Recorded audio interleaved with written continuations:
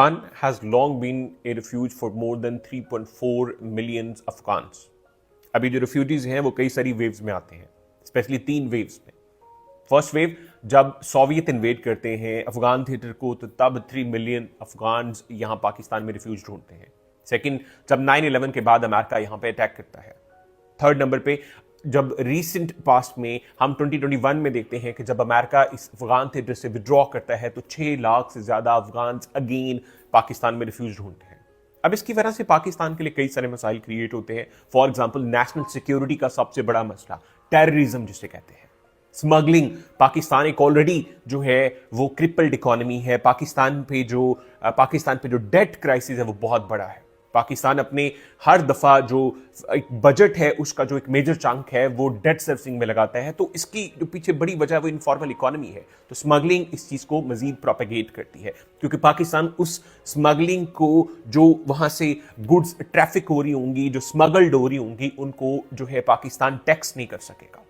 एक रिपोर्ट के मुताबिक 24-25 की हम रिपोर्ट की बात करें तो 7 बिलियन से ज्यादा पाकिस्तान अफगान बॉर्डर में 24-25 में जो है वो गुड्स स्मगल हुई है। अब पाकिस्तान पे ये एक जो इकोनॉमिक इंपैक्ट इसका क्रिएट होता है वो बहुत ज्यादा है। अब जो यूएन कन्वेंशन कहती है 1951 जो रिफ्यूजीज को डील करती है, और जो प्रोटोकॉल्स है 1967 के, वो पाकिस्तान उनका सिग्नेटरी नहीं है। तो इसलिए पाकिस्तान पे इसकी कोई लीगल ऑब्लिगेशन नहीं है। For that matter Pakistani state ने इस चीज को जारी किया। पाकिस्तान ने ये एक अलामिया जारी किया कि हम इन अफगान रिफ्यूजीज को वापस उनके कंट्री में भेजेंगे, क्योंकि पाकिस्तान की डिप्लोमेसी का मसला है, पाकिस्तान की इकोनॉमी का मसला है, पाकिस्तान की सॉवरेनिटी का मसला है। पाकिस्तान जहां पे बहुत ज्यादा जो एक फिजिकल पाकिस्तान पे बजट है, पाकिस्तान पर जो एक फिजिकल बर्डन है वो बहुत ज्यादा है, पाकिस्तान अफोर्ड नहीं कर सकता।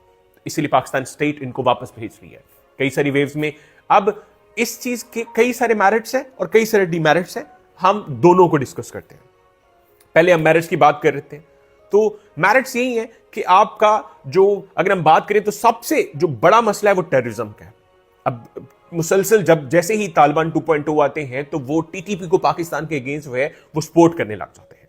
फॉर्मर नेशनल सिक्योरिटी एडवाइजर की रिपोर्ट के मुताबिक पाकिस्तान में जो खैबर पख्तूनख्वा में 24 में से 14 जो अटैक्स हुए वो जो है वो टीटीपी ने किए, और TTP backed by Taliban 2.0।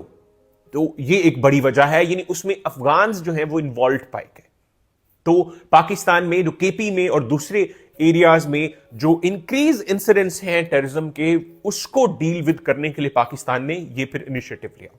Second number पे स्मगलिंग। पाकिस्तान क्योंकि ये डेट अफोर्ड ही नहीं कर सकता, पाकिस्तान ऑलरेडी बर्डन बहुत ज्यादा पाकिस्तान पे है, और पाकिस्तान पिछले अरसे में पाकिस्तान जो है क्राइसिस फेस कर रहा था, और पाकिस्तान को श्रीलंका के साथ कंपेयर किया जाने लगा था कि क्या पाकिस्तान भी जो है वो डिफॉल्ट कर जाएगा। तो Pakistan has to learn this thing, Pakistan has to do this thing कि पाकिस्तान को न्यू इनिशिएटिव्स और शायद स्ट्रैंजेंट पॉलिसीज अख्तियार करनी पड़े। फॉर दैट मैटर पाकिस्तान ने इन रिफ्यूजीज को वापस भेजना शुरू कर दिया, क्योंकि स्मगलिंग होती है, ऑयल, व्हीट और ये सारी चीजें जब स्मगल होती हैं तो पाकिस्तान इस चीज को टैक्स नहीं कर सकता। मूविंग फॉरवर्ड, अगर हम आगे बात करें तो इसके अलावा यहां पे क्या पाकिस्तान को फायदे हैं? पाकिस्तान की सॉवरेनिटी का मसला है। पाकिस्तान एक सॉवरेन कंट्री, और पाकिस्तान इनको अगर निकालता है तो पाकिस्तान ये कर सकता है। पाकिस्तान की डोमेस्टिक पॉलिसी में पूरा इख्तियार है कि अगर जिस तरह ऑस्ट्रेलिया ने किया था, उसने अपनी इस चीज को चेंज कर दिया, तो Pakistan has every right to do that. इसके अलावा अगर हम बात करें तो पाकिस्तान जो है इस पर कोई लीगल ऑब्लिगेशन नहीं है। इस लिहाज से पाकिस्तान तब नहीं निकाल सकता था इन रिफ्यूजीज को जब पाकिस्तान सिग्नेटरी होता जो यूएन जो कन्वेंशन है 1951 की, जो इस वेरी एजेंडा को, रिफ्यूजीज को जो डील करती है, इस मैटर को डील करती है। आर्टिकल 1 के तहत जो है रेफ्यूजी वो पर्सन होता है यूएन कन्वेंशन की कि हर वो बंदा जिससे परसिक्यूशन का डर हो, owing to his caste, color, creed, ethnicity, race, किसी पॉलिटिकल ओपिनियन की वजह से, किसी खास पार्टी का मेंबर होने की वजह से उसे अपनी कंट्री में परसिक्यूशन का डर हो, तो वो दूसरे कंट्री में जाके पनाह लेता है। लेकिन पाकिस्तान उस जो कन्वेंशन है उसका पार्ट नहीं है, पाकिस्तान उसका सिग्नेटरी नहीं है, तो पाकिस्तान पे फिर ये लीगल ऑब्लिगेशन नहीं है। तो इसलिए पाकिस्तान ये इनिशिएटिव्स ले सकता है। अब हम डीमेरिट्स की बात करें तो डीमेरिट्स क्या है? डीमेरिट्स बहुत ज्यादा है। आपने अभी जो हमारे रिलेशन स्ट्रेंड हुए हैं अफगान के साथ, उसके पीछे बड़ी वजह जो है वो रिफ्यूजीज की है। वहां से एक रिटेलिएशन हमें नजर आ रही है, एक रिएक्शन नजर आ रहा है। तोरखम बॉर्डर बंद हो जाता है, आए दिन जो है स्क्रमिशेस बॉर्डर पे हमें नजर आती हैं। तो ये एक बड़ी वजह है कि आपके जो रिलेशंस हैं वो फिर स्ट्रेन हो जाएंगे।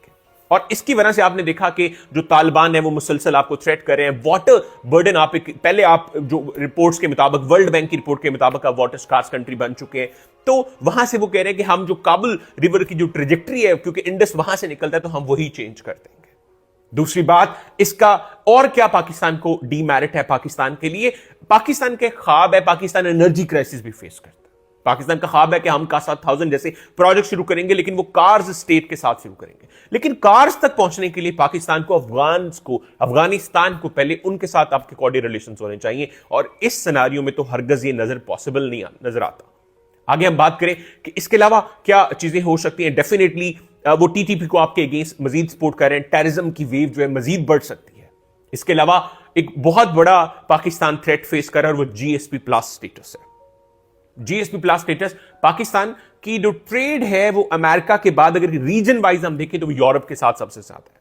जीएसपी प्लस स्टेटस इस स्कीम में पाकिस्तान को टैक्सेस में छूट मिलती है, लेवीज में छूट मिलती है, कंसेशन मिलती है, लेकिन वो पाकिस्तान को तब मिलती है जब पाकिस्तान अबाइड बाय करता है उन तमाम प्रोटोकॉल्स को जो यूरोप के होते हैं कि आपको ये ह्यूमैनिटेरियन ग्राउंड फॉलो करने पड़ेंगे। अब इन रिफ्यूजीज को निकालने पे पाकिस्तान को वहां से प्रेशर फेस करना पड़ सकता है। पाकिस्तान को वहां से पाकिस्तान शायद उस प्रेशर को डील ना कर सके और ये चीज बहुत ज्यादा हो जाएगी। तो इसके अलावा अगर हम डीमेरिट देखते हैं तो आप ये देखते हैं कि जो इंडिया के फुटप्रिंट है अफगानिस्तान में, इंडिया बहुत ज्यादा फायदा उठा सकता है यहां से, क्योंकि इंडिया मुसलसल जो है वो अफगानिस्तान में इन्वेस्ट कर रहा है, वो हॉस्पिटल्स बना रहा है, वो रोड्स बना रहा है, वो इंफ्रास्ट्रक्चर बना रहा है, वो डैम्स बना रहा है। तो इस चीज का पाकिस्तान को क्योंकि नुकसान है, और जो इंडिया है वो वहां पे एक स्ट्रेटेजिक इंसर्कलमेंट पाकिस्तान पे क्रिएट करने की कोशिश कर रहा है। तो इंडिया जो है पाकिस्तान के अगेंस्ट वहां पे प्ले कर रहा है। आपने देखा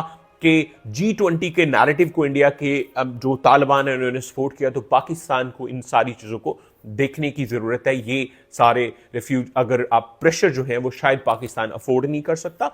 तो एक बड़ी मशहूर कहावत है कि you can change your enemies but you can not change your neighbours.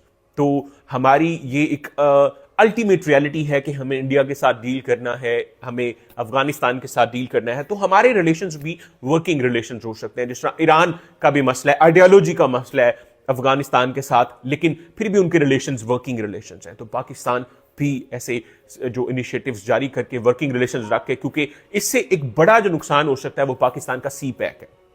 हम ये देखते हैं कि 2013 से since 2013 this CPEC is lingering और इज इन शैम्बल्स, क्योंकि तब से लेके अभी तक जो है वो कोई इनिशिएटिव 2016 में इस पे काम शुरू हो गया, लेकिन अभी तक कोई हम खातिर खा आउटकम नहीं देखते हैं। तो उसकी वजह क्या है? चाइनीज को उठा लिया जाता है, उसकी वजह ये है कि आपके रिलेशंस जो है वो कॉर्डियल नहीं है, वो वर्किंग रिलेशंस नहीं है अफगानिस्तान के साथ। तो इन सारी चीजों को देखने की जरूरत है। मजीद सीखने के लिए हमारे साथ जुड़े रहिए, आपको बहुत कुछ सीखने को मिलेगा, और चैनल को सब्सक्राइब कर लीजिए। Thank you.